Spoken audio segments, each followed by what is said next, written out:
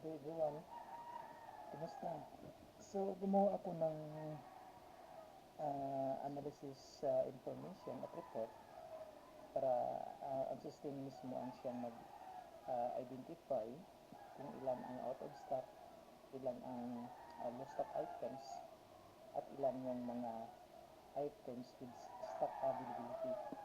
So, tulad nito, pag na-define ako nito, mayroon low stock items, mayroon stocks with availability. So kahit sa transaction ako, makikita ko yung stock movement na yun na mayroon sa apples na ganyan. So kaya ang ginawa ko para mabilis, gumawa ako ng analysis sa master file. So para so kaya sa 13 na mga items na nakikita nyo ngayon, mayroon akong tatlong stock items na nandito. Ito sa dalawa, tatlo. So, siya na mismo nag-identify kung ilan ang stock items at ilan ang items na with stock availability. Ito yan, yung malalaking quantity. So, kung gusto kong i-print out, halimbawa, nag-all ako, lahat ng mga items gusto ko palabasin, magbabago ang information na nakikita nyo dito. Para sa out of 501, mayroong 444 na out of stock at mayroong 45 na low stock items. So, kung gusto ko na i-print out ito, ay ganito lang. I-click ko lang ito at ilabas na yung list of items na 45. So, antayin na natin matapos ang process niya at saka makikita natin ang report.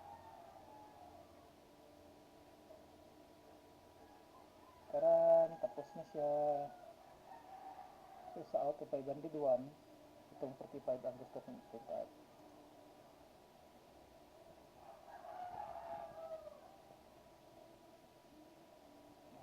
Ganyan. So, 45. Kita nyo? So, balik tayo dito sa may master file. Balik tayo sa default. Ito yung default kanina. So, kung gusto ko i-print out itong tatlo ito, click ko lang ito ulit. Nalabas yung tatlong items na yan.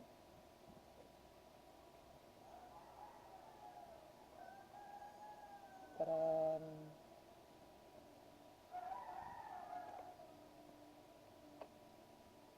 nakita nyo, ito 45 kanina, ngayon itong tatlo,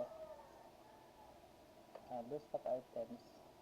So, kung gusto ko itong available stock ang para labasin ko, click ko lang ito at lalabas na yung 10.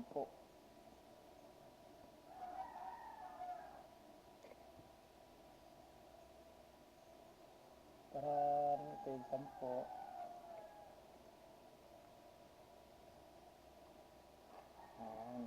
Ganyan. So, dito mag-order. So, ayun, may natutunan kayo. And thank you sa panonood.